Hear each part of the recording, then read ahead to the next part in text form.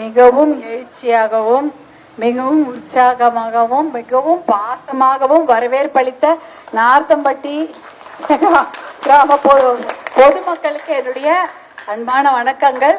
குறிப்பாக மகளிர் அவ்வளவு நேரம் வரிசையாக என் மேல ஆசையாக ஒரு ஆழம் எடுத்து பூத்துவி வரவேற்ற அனைத்து சகோதரிகளுக்கும், எங்க அக்கா தனிப்புல எங்க இருக்கீங்க, எல்லாருக்கும் என்னுடைய மனமார்ந்த நன்றிகளை தெரிவித்துக் கொள்கின்றேன். நான் இந்த பகுதியில பாட்டாளி மக்கள் கட்சி வேட்பாளராக தர்மபுரி சட்டமன்ற தொகுதிக்கு பாம்பழம் சின்னத்துல போட்டியிடுகின்றேன். நான் இந்த பகுதிக்கு நிறைய முறை வந்திருக்கேன், ஏற்கனவே வந்திருக்கேன். உங்க எல்லாரையும் நான் பார்த்திருக்கின்றேன். உங்க எல்லார்கிட்டையும் நான் நிறைய வாக்குறுதிகள் அப்பயும் சொல்லியிருக்கிறோம். என்ன விஷயம்னா, பசங்களுக்கு நல்ல படிப்பு இருக்கிறது, வேலை வாய்ப்பு கொடுக்க வேண்டும், அதான மெயின். நம்ம நல்லா பசங்க படிக்கிறாங்க, அவங்க வேலை இல்லை. அப்ப தர்மபுரியில சிப்காட் இருக்கு, அந்த சிப்காட்ல நிறைய தொழிற்சாலைகளை கொண்டு வந்த நம் பிள்ளைகளுக்கு நல்ல கௌரவமான வேலைகளை வாங்கி கொடுக்க வேண்டும் என்பது என்னுடைய முதல் நோக்கம். அதற்காக என்னைக்குமே நான் உழைச்சு கொண்டிருப்பேன். அடுத்தது தண்ணீர் பிரச்சனை. தர்மபுரி மாவட்டம் முழுக்கும் தலைவிரித்தாடுவது தண்ணீர் பிரச்சனை தான். நல்ல விவசாயத்துக்கும் தண்ணி இல்ல, குடிக்கிறதுக்கும் நல்ல தண்ணி இல்ல. சும்மா வீணா கடல்ல போற தண்ணிய ஒரு 1000 கோடி இருந்தா இந்த பக்கம் திருப்பி விட்டா தர்மபுரி மாவட்டமே செழிப்பா இருக்கும். ஆனா அதை செய்ய இந்த திராவிட முன்னேற்ற கழக அரசுக்கு மனசே இல்ல. அவங்க மாட்டாங்க. எத்தனையோ காவிரி உபரிநீர் திட்டம் இருந்தது, அதையும் பாதியில நிறுத்திட்டாங்க. இதுதான் இல்ல, இப்ப கிடையாது. 2வது கட்டம் 3வது கட்டம் அந்த உபரிநீர் திட்டத்தை செயல்படுத்தவில்லை. நல்ல தண்ணி குடிக்கிறதுக்கு கூட தர்மபுரி மாவட்டத்துக்கு கொடுப்பது. நல்ல தண்ணி எல்லாம் நமக்கு நாம எல்லாம் குடிக்க கூடாது. நல்ல குடித்தண்ணி இருக்கு, எல்லோருக்குமே உரிமை உண்டு. ஆனா அந்த தண்ணிய கொடுக்காம அலக்கழிக்கிறாங்க. அதனால இந்த தேர்தலில் நீங்கள் அவர்களுக்கு பாடம் புகட்ட வேண்டும். வரக்கூடிய ஆட்சி மாண்புமிகு எடப்பாடியாரின் ஆட்சி வர இருக்கிறது. அது விவசாயத்திற்கும் குடிமராமத்திற்கும் முக்கியத்துவம் கொடுக்கக்கூடிய ஆட்சி. பாட்டாளி மக்கள் கட்சி என்றைக்குமே விவசாயிகளை கடவுளாக நினைக்கும் கட்சி.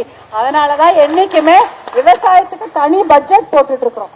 தண்ணீர் கொண்டு வந்து கொடுக்க வேண்டியது நம்முடைய கடமை. அதற்காக கண்டிப்பாக உழைப்போம். அதே போல நல்ல தண்ணீர், விவசாயத்துக்கு நல்ல தண்ணி, பசங்களுக்கு நல்ல படிப்பு, சுகாதாரமான வாழ்க்கை, மரியாதையான ஒரு வேலை வாய்ப்பு, இதை உருவாக்கி கொடுப்பதே பாட்டாளி மக்கள் கட்சியுடைய ஒரே நோக்கம். அதற்கு கண்டிப்பாக உழைப்போம். பெண்களுடைய பாதுகாப்பு, மது போதை இல்லாத இளைய சமுதாயத்தை உருவாக்க வேண்டும். எந்த மது பழக்கமோ இல்ல கெட்ட பழக்கமோ போதை பழக்கமோ நம்ம பிள்ளைகளுக்கு வரவிடக்கூடாது என்றால் இந்த தமிழ்நாட்டை விட்டு மதுவையும் போதையும் இந்த போதை வஸ்து போன்ற எல்லாத்தையும் தமிழ்நாட்டை விட்டு ஒழிச்சியாக வேண்டும். அதற்காக நீங்கள் இந்த ஆட்சி மாற்றத்திற்கு உறுதுணையாக இருக்க வேண்டும் என்று கூறிக்கொண்டு பாட்டாளி மக்கள் கட்சியில நான் மாம்பழம் சின்னத்துல வேட்பாளராக போட்டியிடுகின்றேன். நீங்க எனக்கு வாக்களித்து என்ன எதுக்காகனா நம்ம எல்லாரும் வெற்றி பெறணும். இதுல மாம்பழம் சின்னம் தான் வெற்றி பெறுது, மற்ற கூட்டணி கட்சி சின்னம் தான் வெற்றி பெறுது என்பதில்லை. நாம் அனைவரும் மக்களாகிய தமிழக மக்களாகிய அனைவரும் வெற்றி பெற வேண்டும் என்றால் தேசிய ஜனநாயக கூட்டணிக்கு நீங்கள் வாக்களித்து அனைவரையும் சட்டமன்ற உறுப்பினர்களாக ஆக்க வேண்டும். அப்படி இருந்தாதான் நல்ல திட்டங்களை தமிழ்நாட்டுக்கு கொண்டு வர முடியும், தலை நிமிர்ந்து வாழ முடியும். உங்க எல்லாருக்கும் தெரியும், நம்ம எத்தனையோ நல்ல திட்டங்களை தர்மபுரி கொடுத்திருக்கிறோம். அதுல முக்கியமானது தர்மபுரி அரசு மருத்துவ கல்லூரி. எத்தனையோ ஊர்ல அரசு மருத்துவ கல்லூரி எல்லாம் கிடையாது. ஆனா தர்மபுரிக்கு முதல்ல அவர் மந்திரி ஆனவனே கொடுத்தது தர்மபுரி அரசு மருத்துவ கல்லூரி. அது எதற்காக கொடுத்தாங்க? ஆமா, அவங்க அண்ணன் தான் கொடுத்தாரு, சின்ன யாரோ சட்டம் போட்டாங்க. அதே போல மொரப்பூர் ரயில்வே திட்டம் 80 வருஷ கனவு.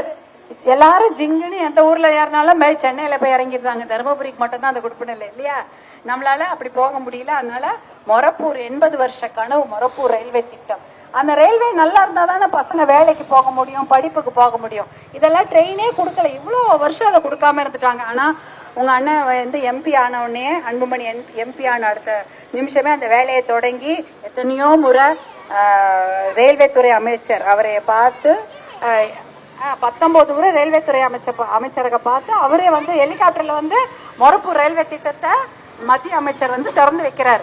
பியூஷ் கோயல் வந்து திறந்து வைக்கிறார். எதுக்கு? தர்மபுரி மக்களுடைய உபயோகத்துக்காக. ஆனா அந்த திட்டத்தை கிடப்புல போட்டாங்க, அதை செய்யவே இல்லை.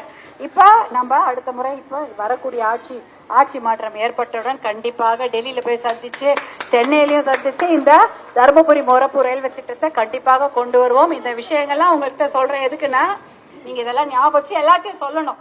சொல்றீங்களா? நீங்க பிரச்சார பீரங்கி இல்ல, நீங்க தான் செயல் வீரர்கள். நீங்க எல்லா விஷயத்தையும் தேர்தல் நாள் அன்னைக்கு போய் சொல்லுங்க, சொல்லி எல்லாருக்கும் புரிய வைங்க. 108 ஆம்புலன்ஸ் கிராமம் முழுக்க கொண்டு வந்த சின்னம், மருத்துவ கல்லூரியை இந்தியா முழுக்க கொண்டு வந்த சின்னம், போலியோவை ஒழித்த சின்னம் மாம்பழ சின்னம், அதே போல மொரப்பூர் ரயில்வே திட்டம், தொப்பூர் கணவாய் திட்டம், இதையெல்லாம் நம்ம மத்தியில் இருக்கக்கூடிய மாண்புமிகு நரேந்திர மோடி அவர்களோட சேர்ந்து அந்த நல்ல திட்டங்களை எல்லாம் கொண்டு வந்திருக்கோம்.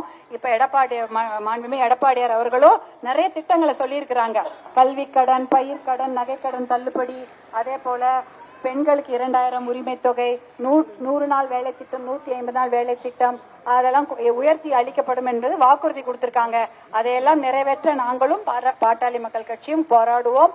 பாட்டாளி மக்கள் கட்சி தர்மபுரிக்காக சிறப்பான திட்டம் சிப்காட்டை கொண்டு வருவது, வாங்க சிப்காட்டை கொண்டு வந்து பிள்ளைகளுக்கு நல்ல வேலை வாய்ப்பை உருவாக்கி கொடுப்பது, அது வந்து தர்மபுரியில கண்டிப்பா கொண்டு வரப்படும். அதே போல காவிரி உபர்நீர் திட்டத்தை முழுமையாக செயல்படுத்தப்படும்.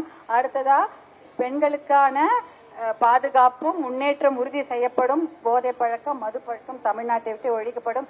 இத்தனை வேலைகளையும் செய்வதற்கு மாம்பழம் சின்னத்தில் வாக்களித்து எனக்கு உங்களுக்கு வேலை செய்ய வாய்ப்பு கொடுக்குமாறு உங்களை எல்லாம் அன்போடு கேட்டுக்கொள்கின்றேன். நன்றி, வணக்கம். நன்றி.